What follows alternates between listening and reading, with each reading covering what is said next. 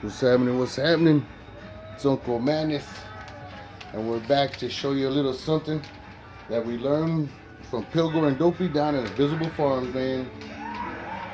And shout out to Pilgor, man. He let us borrow some tools so we can test our water and our nutrients, so we can calculate what we need. And he also threw in some, check that out, man, some blackstrap molasses, because we're gonna put this stuff into our flour. So that's some of what's gonna go into our juice here, into our tea. I didn't get any cubes, alfalfa cubes, so we went ahead and we got some alfalfa pellets. Oops, check that out. Some alfalfa pellets. I threw some water in there. I poured some water in there. It's about 78, 80 degrees. Put them pellets in there, let them soak a little bit. And I put 4 cups or 5 cups in this 5-gallon bucket. So it's like a cup per gallon. And then I got some epsom salt, which we use for the magnesium sulfate. And I put about 2 cups of that in there also. And then for silica, and also to help with like stem structure and root structure, and to help kill off like some of the larvae and bugs and things like that, you use diatomaceous earth. And that diatoms that are in there and stuff, it helps break down nutrients for the plant. And then like for the bugs on it, it kills or breaks down like that oily, waxy shell that bugs have. It breaks that down and stuff, and then it dehydrates the bug and kills it off. Man, that's pretty cool stuff.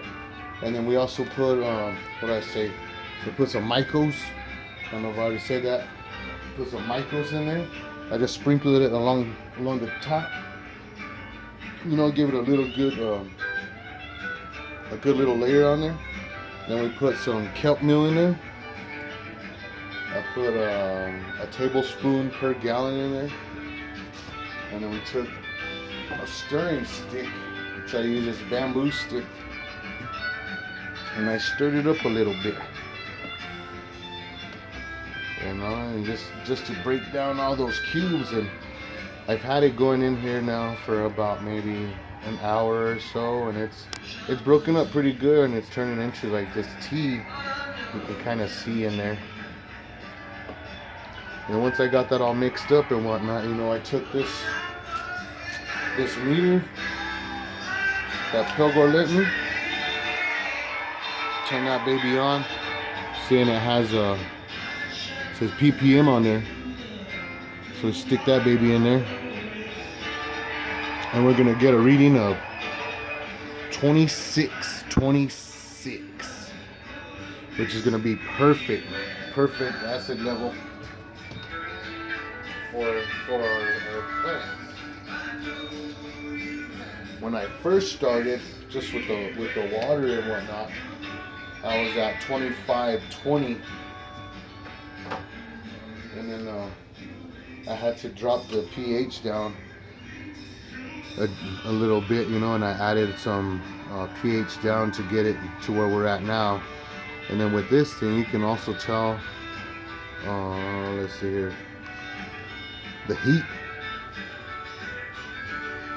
And we are at 69 degrees right now. We were at 78 degrees when we started. And that helped break down the alfalfa cubes and stuff inside there, or the alfalfa pellets, I mean. And you cancel that baby out. And I took this other meter, which is a pH meter.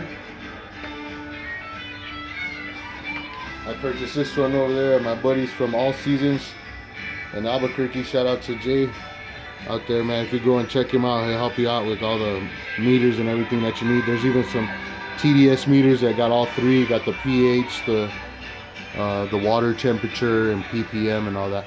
Well, this one here is going to tell us our pH. So I'm going to take this deal,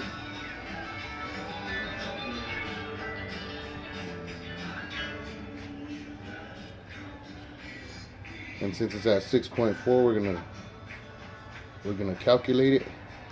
Stick it into some of this calculating juice that they give you with the machine and wait for a couple of minutes as it ticks right there, and then once that ticker goes off, then we'll be ready to test our solution. And the solution, we're trying to get it down to a pH of 6.1 is where I really like it. And so we'll see right now, it's going to show us what we got.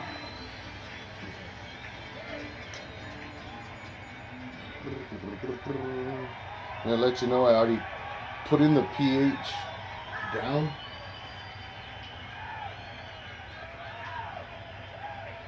So we're going to calculate it, so it's already going to be at what we need it. See, but you're going to see it go down. 6, 7, 6, 5. And you got to keep this probe, don't stick it all the way in there or you'll mess up the computer in the top. You wait a few minutes for that hourglass to disappear.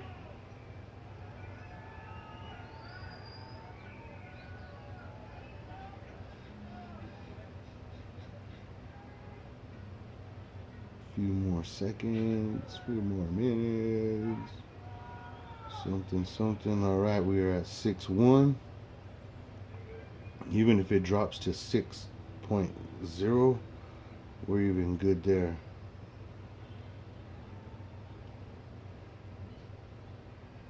All right, the hourglass disappeared. Pull it out, and we are at 6.1. We are good to go.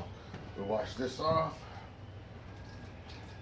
It's got that alfalfa and all that other stuff on there, and you can store it back in this little case with some of the pH 7.0 solution, so it keeps that little reader clean. Alright, now that we got all that, our pH is at 6.1. We've got all of our amendments in there. The next thing is to put those air cubes with an air pump in there, which will create an aerobic environment. So it's got a lot of oxygen and stuff pumping in there.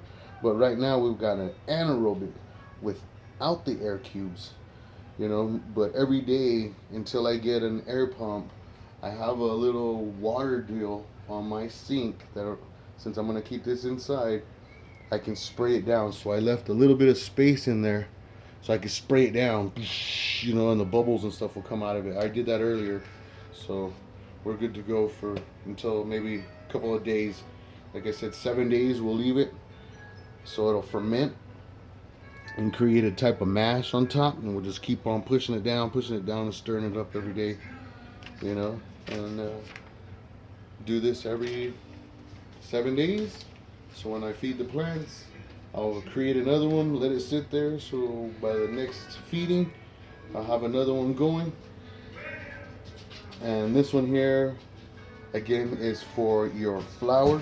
Anything in flour you can use for your tomatoes, your strawberries, your corn. You can use them on your fruit trees, you know, anything that's going into flour, you can use this. You can also throw in bananas if you want, so it has that texture of a banana. You know, when the fruits are done, you'll get that type of taste, you know, a remnant, a real faint taste of that banana in there. But that's Uncle Bannanas tea, alfalfa tea, alfalfa horse pellet tea that we learned from Pilgor. Shout out to Pilgor up in Visible Farms. Dopey too, man. Thank you for all your insight on everything that we need here at the farm on this side. Well, y'all have a good one. Peace out.